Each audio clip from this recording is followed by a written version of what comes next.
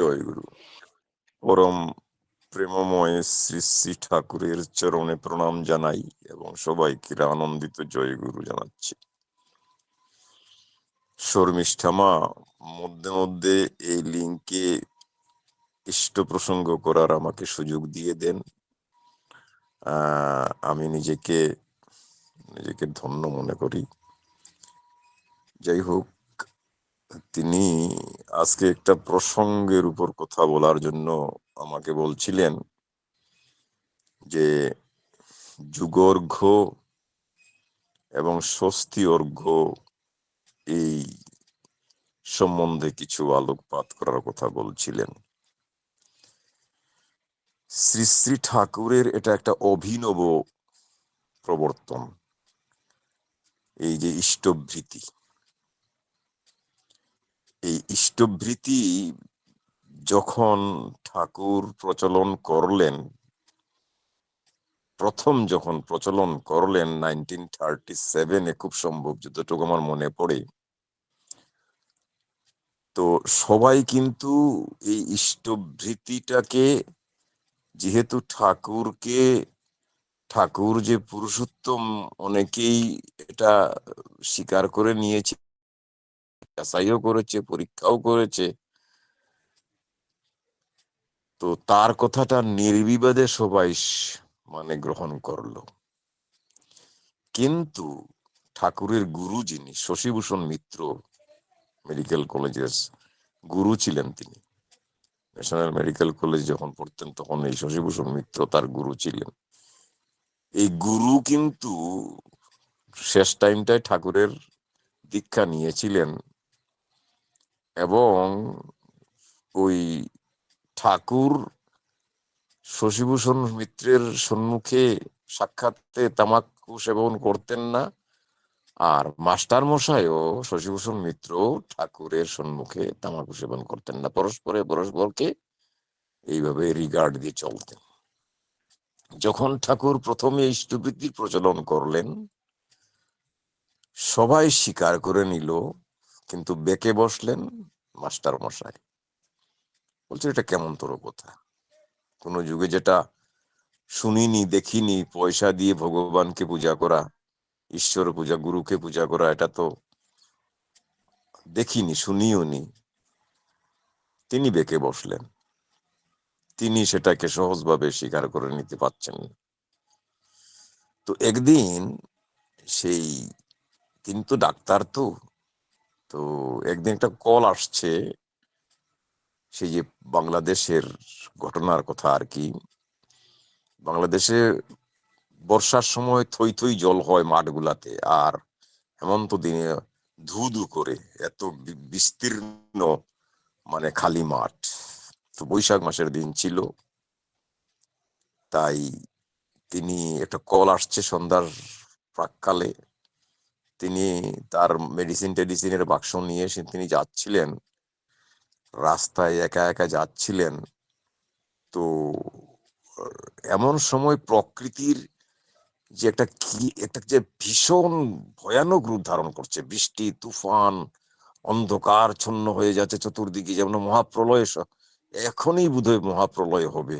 আর সেই মাস্টার মশাই সেই একাই তিনি সেই গ্রামে যাবেন, হয়তো 4-5 মাইল দূরের মানে সেই গ্রামটা আর কি।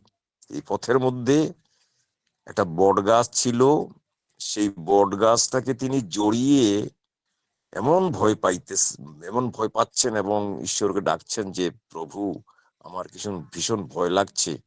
হ্যাঁ, এই প্রকৃতির এই প্রকৃতির এই সাংঘাতিক ভয়াবহ সেই পরিস্থিতি দেখে। আর মনে মনে ভাবছেন, এই সময়টায় যদি কোনো গ্রামবাসী একটা হারিকেন নিয়ে যদি আসতো, তাহলে সেই গ্রামে যেতে আমার সুবিধা হতো।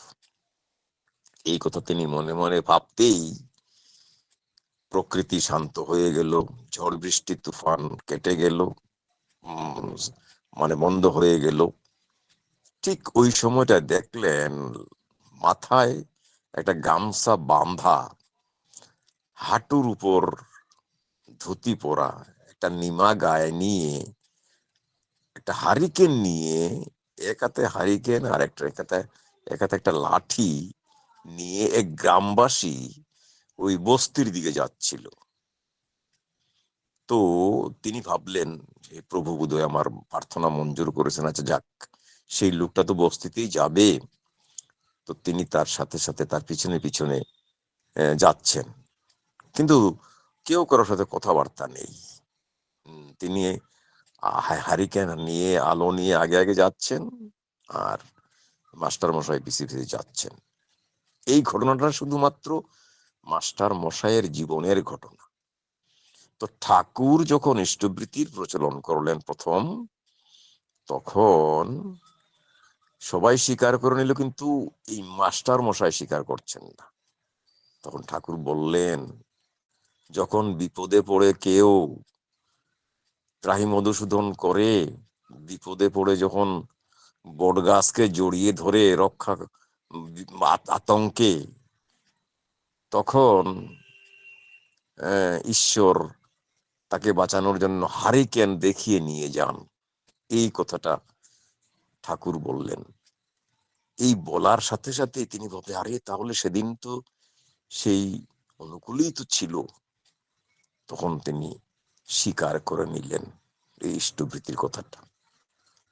তো এই যে ইষ্টভৃতি, এই ইষ্টভৃতিটার প্রচলন ঠাকুর যখন করলেন, তখন অনেকেই যখন এটাকে স্বীকার করে নিলেন, ঠাকুর তখন এই প্রচলন করলেন দুইটা অর্ঘের।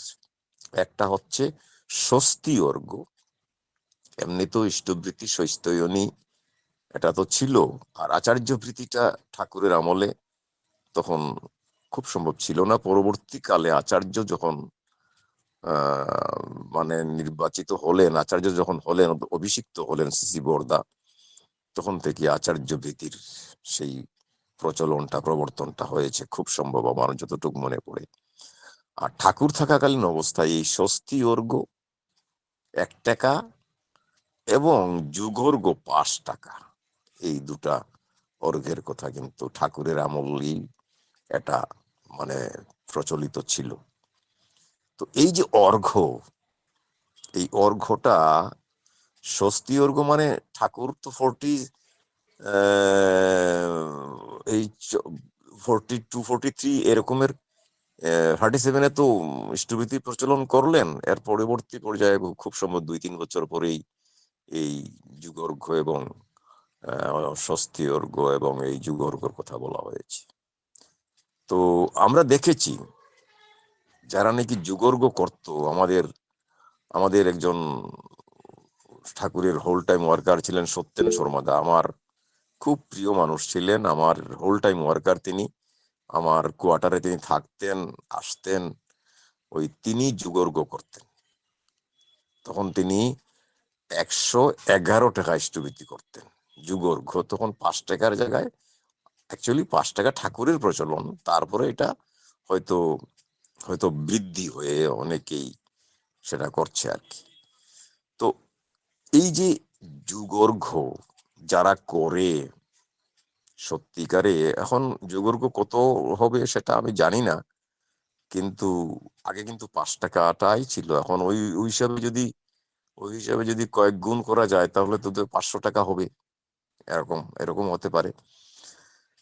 তো এই ইষ্টভৃতিটার, এই যুগর্ঘটার সাথে ইষ্টভৃতির মানে সাংঘাতিক একটা সম্পর্ক আছে। ঠাকুর সেই ইষ্টভৃতির প্রচলন এইভাবে করলেন, আর এখনো যারা নাকি এই ইষ্টভৃতিটাকে নিষ্ঠা সহকারে করে চলেছেন, তারা কিন্তু এই বিপদ তারণ শক্তি, ঠাকুর বলছেন এটা। মতিলাল বলে একজন ছিল, মতিদার বলে একজন ছিল, বীরভূমের দাদা। আমি ইষ্ট প্রসঙ্গিক না, আলোচনা প্রসঙ্গে কোন জায়গায় পড়েছিলাম, এই কথাটা প্রাসঙ্গিক বলে আমি উল্লেখ করবার ইচ্ছা হচ্ছে আর কি।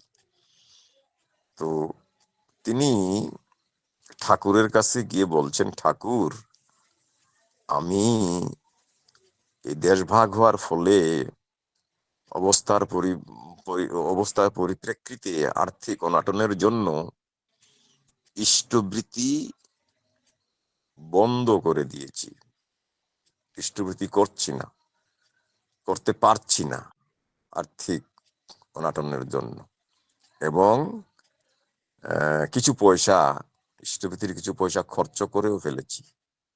ঠাকুর অর্ধশায়িত অবস্থায় ছিলেন, সাথে সাথেই একেবারে একেবারে সচকিত হয়ে, একেবারে উদ্বিগ্ন হয়ে বললেন, কি বলিস, ইষ্টবৃত্তির পয়সা ভেঙে ফেলেছিস? তারপরে আবার বললেন, ইষ্টবৃত্তি হচ্ছে পরম পিতার বিশেষ দয়ার দান, ওটা করবি, ওটা যদি ভেঙে ফেলিস তো জীবনটা টাল মাটাল হয়ে যাবে। সংসারে ইষ্টবৃত্তি ছাড়া কি দিয়ে জুঝবি, কি দিয়ে বাঁচবি? পরম পিতা আমাদেরকে একটা বিশেষ দান দেওয়ার আমাদেরকে দিয়েছেন, প্রদান করার একটা সুযোগ দিয়েছেন, তা হলো ইষ্টবৃত্তি। যা বললি লক্ষ্মী সোনা, দরদের সঙ্গে আবার বললেন, লক্ষ্মী সোনা, এখন এই বিহিত প্রায়শ্চিত্ত করে শুধরে নেওয়া ভালো, আর জীবনে এরকম যাতে ভুল না হয় সে প্রচেষ্টায় চলবি। এই মতিদাকে ঠাকুর এইভাবে বলছেন। এই ইষ্টবৃত্তিটা আমাদের এইভাবেই বিশেষ দয়ার দান। একজন নাকি শুনেছিলাম, কোন এক দাদা বোধহয় স্বস্তি দেয় বলছিলেন একদিন একটা ঘটনার কথা। এক বড় পদস্থ অফিসার, তিনি মাইনে বেশ মোটা মোটা রকমের মাইনে পান, কিন্তু তার মাসের শেষে 20 দিন যেতে না যেতেই তিনি এই পয়সা তার থাকতো না, পয়সা, ইষ্টবৃত্তির পয়সা তার থাকতো না দেওয়ার মতন। তো ঠাকুরকে গিয়ে বলছেন, তো ঠাকুর, আমার তো এই ইষ্টবৃত্তি মানে না, বলছেন আমার তো মানে এত এত এত আমি মাইনে পাই, কিন্তু আমার তো অভাব ছাড়ছে না। আর 20 দিন যাওয়ার পরে আমার কারো কাছে হাত পাততে হয়, কিছু বুঝতে পারছি না। ঠাকুর এবার বললেন যে, আচ্ছা ঠিক আছে, তোর ইনকাম কত আর খরচের তালিকাটা আমাকে দে তো দেখি, কোন খাতে কত টাকা খরচ হয়। তো তিনি তার সেই ইনকামের, তো ফিক্স ইনকাম একটা 20,000 টাকা এরকম, তারপরে খরচ, চাউল ডাল তেল লবণ নাভিদ দুবা, মানে সবকিছু তিনি লেখলেন। লেখে লাস্ট টাইমে লেখলেন, তার বাড়িতে একটা এলসেসিয়ান ডগ আছে, বিলাতি কুকুর আছে। ওই কুকুরের জন্য মাসে খরচ হয় মাংসের জন্য 300 টাকা। আর একেবারে নিচে 10 পয়সা করে ইষ্টবৃত্তি করেন 3 টাকা। ওই তালিকার একেবারে নিচে হলো 3 টাকা। ঠাকুর এই তালিকা দেখে বললেন, শালা, তোর সংসারে আমি তো কুকুরের নিচে আছি রে, তোর কুকুরটায় 300 টাকা মাংস খায় আর আমাকে তুই 3 টাকা দিস, তোর অভাব কি করিয়ে যাবে? তো এইভাবেই ইষ্টবৃত্তির এই যে অর্ঘ্যটা, ইষ্টবৃত্তি ঠাকুর বলেছেন, ঠাকুর কি বলেছেন, সামর্থ্য যুগ। হ্যাঁ, এই ইষ্টবৃত্তি যত বাড়ানো যায় ততই তার ক্যাপাসিটি বেড়ে যায়, যোগ্যতা বেড়ে যায়। আমি সত্যেন শর্মাদাকে দেখেছি, তিনি এই ইষ্টবৃত্তি তার 111 টাকা। আমাদের এখানে কামপুর বলে একটা জায়গা আছে, কামপুর থেকে তিনি হুজাই, পয়সা নাই, কারণ ইষ্টবৃত্তির পয়সা তা তিনি ভিক্ষা করে করে করেন, তো এই হাঁটতে হাঁটতে কিন্তু কামপুর থেকে হুজাই প্রায় কমসে কম 35-40 কিলোমিটার তো হবেই। হ্যাঁ, এই হেঁটে হেঁটে তিনি আসছেন। আর এই সত্যেন সর্বদার কথা কি বলবো। একদিন তিনি নরাং থেকে হুজুরি আসবেন, পয়সা কিন্তু একটাও নাই, একটাও পিছনে ভাড়া নেই, কিন্তু বাসে উঠে গেছেন। তো কন্ডাক্টর বলছে, এই ককা, আপনি ভাড়াটা দিও, মানে দাদু আপনি ভাড়াটা দেন। ইনি বলছেন দেবো দেবো দেবো দেবো। তারপর বিরক্ত হয়ে বলছে, কি হলো, আপনি আপনি কি কেন দিচ্ছেন না?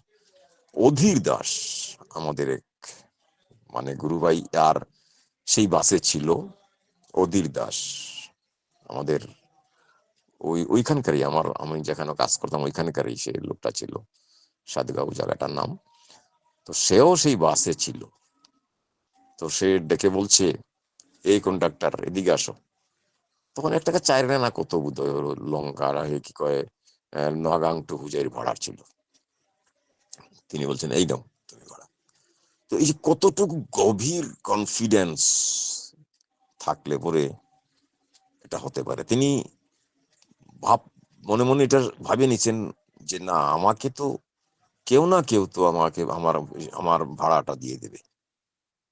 তো এইভাবেই কিন্তু ইষ্টবৃত্তি সামর্থ্যে যুগ, ইষ্টবৃত্তিটা সামর্থ্যে যুগ। তো এখন যারা নাকি ইষ্টবৃত্তিটা যে যতটুকু মানে গুরুত্ব সহকারে, আর ইষ্টবৃত্তি কখন করতে হবে, কিভাবে করতে হবে, সেসব কথা তো ঠাকুর বলেই দিয়েছেন। দিন গুজরানি আয় থেকে করো ইষ্টবৃত্তির আহরণ, অন্ন জল গ্রহণের পূর্বে ইষ্টে করো নিবেদন, নিত্য আমি নিয়মিত যেমনি পারিস করেই যা, মাসটি যেদিন পূর্ণ হবে ইষ্টস্থানে পাঠাস তা, ইষ্টস্থানে পাঠিয়ে দিয়ে আরো 2টি ভুজ্জি রাখিস, গুরু পাইবে গুরুজন সাধ্য মতো সেটি দিস। এসবগুলির আচরণে ইষ্টবৃত্তি পূর্ণ হয়, না করলে জানিস মনে ইষ্টবৃত্তি পূর্ণ নয়। ঠাকুর এই ছড়াটির মধ্যে কিভাবে ইষ্টবৃত্তি করতে হবে, কোন জায়গায় পাঠাতে হবে, পাঠানোর পর ভাতৃপূজ্য দিতে হবে, এই ইত্যাদি ইত্যাদি কথা বলেছেন। তো এই ইষ্টবৃত্তিটা, পূর্ণাঙ্গ ইষ্টবৃত্তিটা আমরা হয়তো ঠাকুর যেভাবে বলছেন সেভাবে আমরা কয়জনে করি। আর যদি ঠিক ঠিক ভাবে এইভাবে ইষ্টবৃত্তিটা কেউ করে, সবচেয়ে তোর বড় ধান্দা ইষ্টবৃত্তি হইলে, সেদিন থেকে দেখবি তোর জীবন কেমন ফলে। তো আসলে ব্যাপারটা হচ্ছে, ভালোবাসলে পরে, যাকে যে ভালোবাসে তার চলন চরিত্র, চেহারা, তার মাধুর্য, স্মরণে এবং মননে শত স্বেচ্ছভাবেই এটা লেগে থাকে। ভালোবাসার লক্ষণ, হ্যাঁ, খাওয়ানো, গোপন কথা বলা, শোনা, দেওয়া এবং নেওয়া, এই যে কয়েকটা বৈশিষ্ট্য ভালোবাসার মধ্যে। তো ইষ্টবৃত্তির মাধ্যম দিয়েই কিন্তু, যে যত বেশি ইষ্টবৃত্তি, 5 পয়সা ইষ্টবৃত্তি করলে কিন্তু, হ্যাঁ, এই ঠাকুরের প্রতি তেমন ভাব জন্মে না। আমার সামর্থ্য অনুযায়ী আমার সামর্থ্য অনুযায়ী আমি ইষ্টবৃত্তিটা ক্রমবর্ধমান করে রাখতে হবে। যাই হোক, শঙ্করদা, আমার বোধহয় সময় প্রায় শেষ হয়ে গেছে। তো আমি যতটুকু, শর্মিষ্ঠা মা বলছিলেন এই স্বস্তিবর্গ এবং যুগর্গের কথা, এই সম্বন্ধে আমার অতটুকুই জানা ছিল, তাই আর আমি একটু বলেন সত্যেনদার সম্বন্ধে, আরো 7 মিনিট আছে তো সময়। সত্যেনদার সম্বন্ধেই বলেন। সত্যেন শর্মাদা যে ছিলেন আমাদের সঙ্গে, তার কথা একটু বলেন। তো সত্যেন সর্বদার কথা কি বলবো দাদা, ওনার বেডিং তো আমি আমি একজন হেডমাস্টার ছিলাম স্কুলের, আর উনার বেডিং নিয়ে সাইকেলে করে করে করে আমি মানে যখন ওই আমাদের ওই এলাকায় তিনি যখন যাইতেন, আমার এখানেই থাকতেন, আমিও বেচারার তখন, আর আমার এখানেই থাকতেন। হুম, তারপর একদিন একটা ঘটনার কথা মনে পড়ছে। সত্যেন শর্মা যে বাকসিদ্ধ পুরুষ, তার যে তার যে কথার যে, একেবারে একেবারে যে নির্ভুল। ওই সাতগাঁও, আমার জায়গাটার নাম কার্বি আংলং, সাতগাঁও একটা স্কুলে কাজ করতাম, ওইখানে আমি তখন দিল্লি মন্দিরের কাজ চলছে। দিল্লি মন্দির তখন নির্ময়মান অবস্থায়। তো আমাদের এখানে ওই শান্তি দাস, সুশীল দাস, অধীর দাস, ওরা খুব মার্চেন্ট পার্টি, খুব ধানের কাজ কারবার ওরা করতো কার্বি আংলংয়ে। তা শান্তি দাসের বউ শুভা রানী, ওই উনা ওই সত্যেন শর্মাদার মারফতে উনি দীক্ষা পেয়েছেন। তাই ওই সত্যেন শর্মাদার একটা কথা কি, এত স্মরণ শক্তি ছিল, কাকে কোন দিন দীক্ষা দিয়েছেন এগুলো একদম একেবারে তার স্মরণে থাকতো। তো আমার এখানে থাকতেন, তো চলেন চলেন, এইরকম কথা বলতেন তিনি, চলেন চলেন চলেন। একটু তুতলামির দোষা দিল, কিন্তু বলতেন কথাগুলো স্পষ্ট ভাবে বলতেন, জুড়ে জুড়ে কথা বলতেন। চলেন সুভাকে দেখে আসি। তো গেলেন, তো তখন মানে গিয়ে বলছেন, ইতিমধ্যে সুশীল দাস ওই শান্তিদারই ভাতিজা, তো তাকে বলছেন, এ সুশীল ভাই, ওই যে দিল্লি মন্দিরের জন্য কিছু দিতে পারবে? তো 100 টাকা তখনকার দিনে বেশ, ওই দিল্লি মন্দিরে যখন কষানো চলছিল তখন 101 টাকা দিয়েছে। তো 101 টাকা যখন দিলেন, বাহ খুব ভালো খুব ভালো, তুমি খুব সুখে থাকবে, খুব ভালো থাকবে। এবার শান্তিদাকে গিয়েও তার কাকা, সুশীলদার কাকা শান্তিদার বউকে দীক্ষা দিয়েছেন শুভা রানী দাস, তাকে দীক্ষা দিয়েছেন সত্যেনদা। তো গিয়ে বলছেন, শান্তি তুমি কিছু একটা দাও। এই শান্তিদা কি বলছে এত, মানে কথাটা কথাটা এমন ভাবে বলছে একদম হার্টে লাগার মতো। ঠাকুর কি আমাদের প্রত্যেকের ভিতরে ঢুকে গেছে নাকি? জনে জনে দিতে হবে, জনে জনে দিতে হবে, এই কথাটা শান্তিদা বলছে সত্যেন শর্মাদাকে।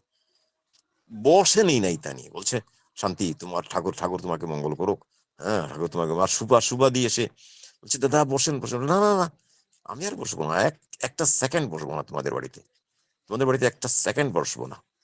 তিনি যে উঠে গেলেন, উঠে যাওয়ার পর আমাকে বললেন, আমি অভিশাপ দেই না, আমি কাউকে অভিশাপ দেই না, কিন্তু এদের ভাঙ্গন শুরু হয়ে যাবে, আপনি দেখবেন।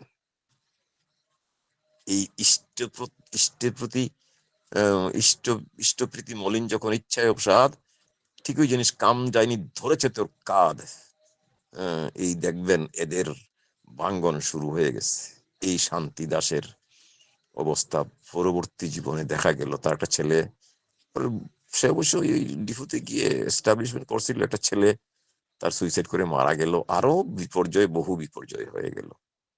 তো তিনি কিন্তু যাকে যেভাবে আমাকে বলতেন, আরে মশাই আপনি তো, তখন আমি 105 টাকা, মানে আমার স্কুল তরুণ প্রভিজলেজ হয়নি, 105 টাকা প্রথম মাইনে পেতাম।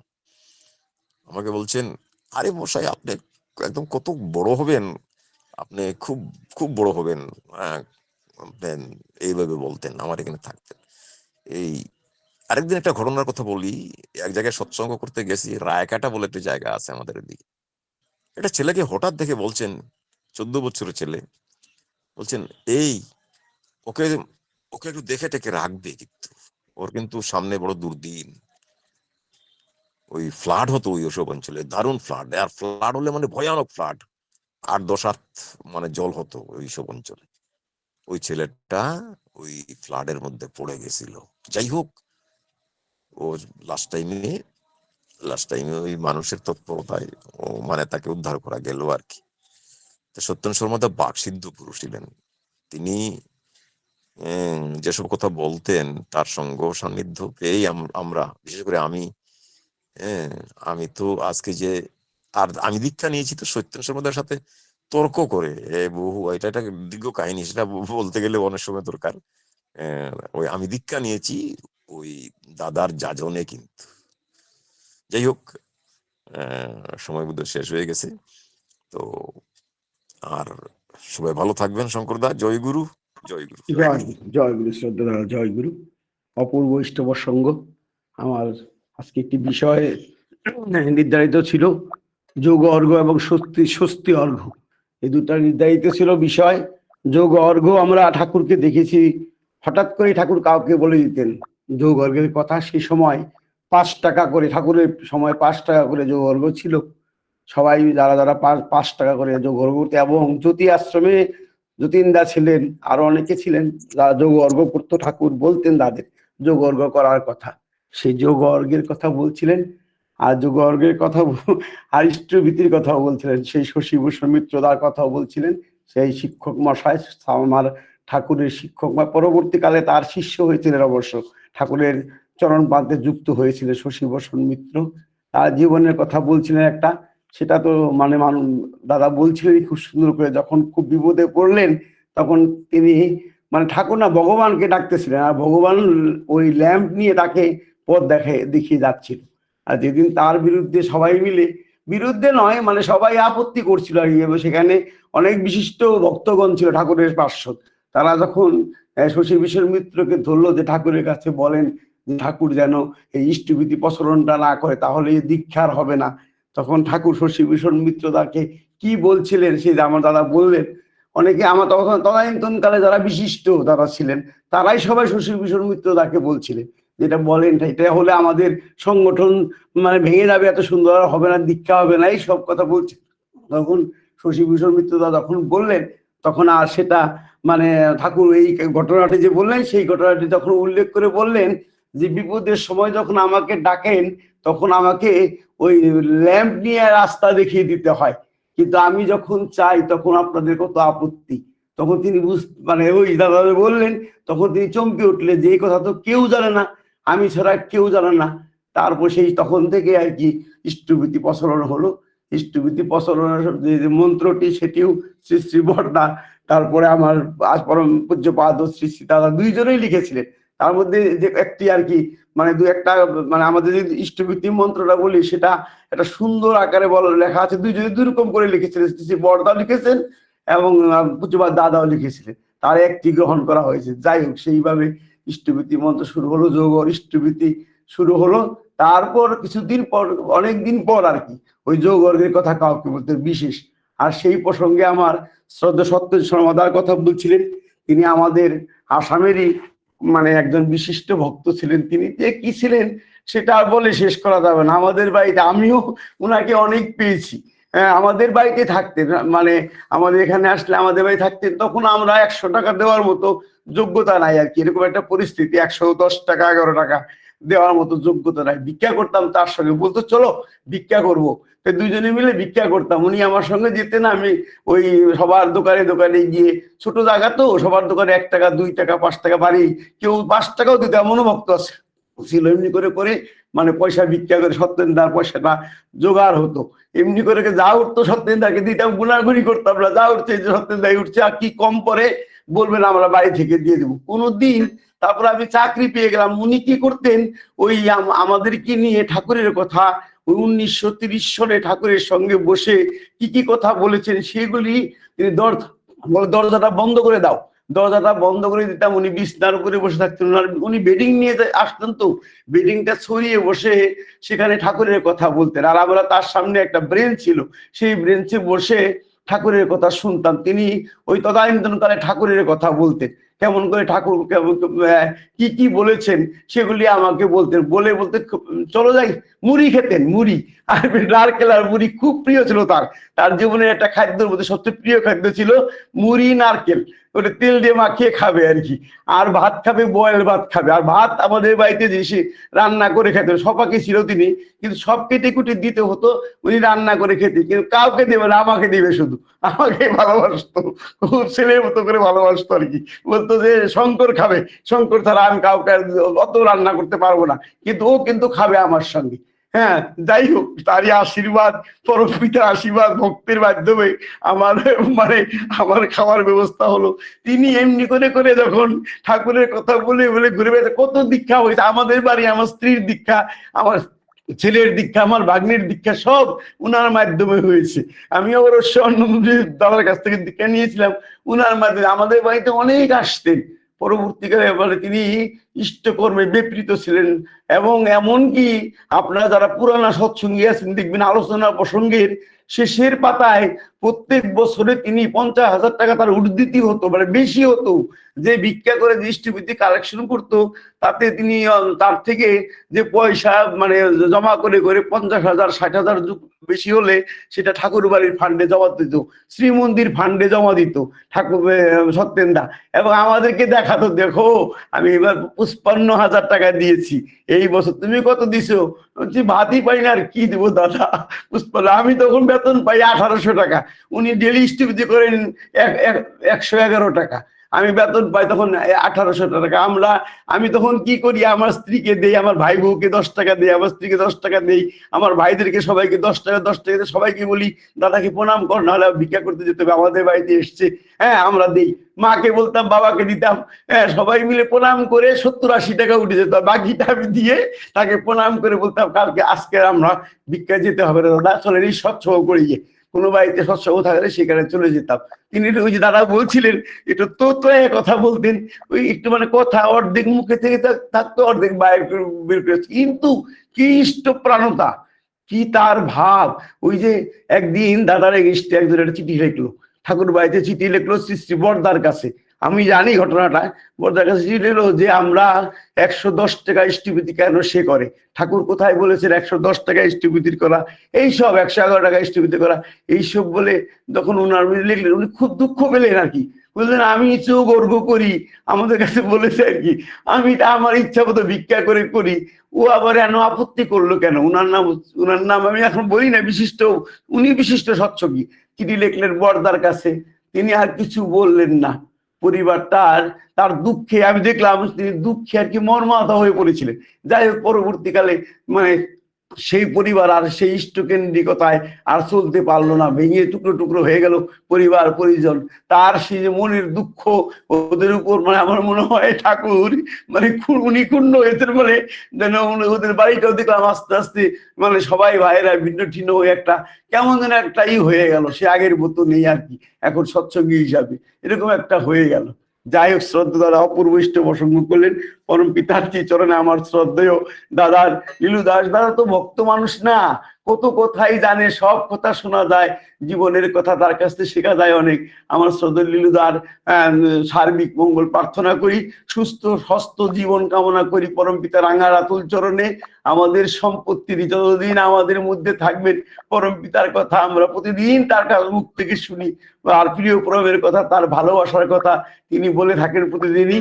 পরম পিতার চরণে উনার পরিবার পরিজন প্রত্যেকেরই সার্বিক মঙ্গল কামনা করি, ইষ্টচ্ছল মঙ্গলময় জীবন কামনা করি।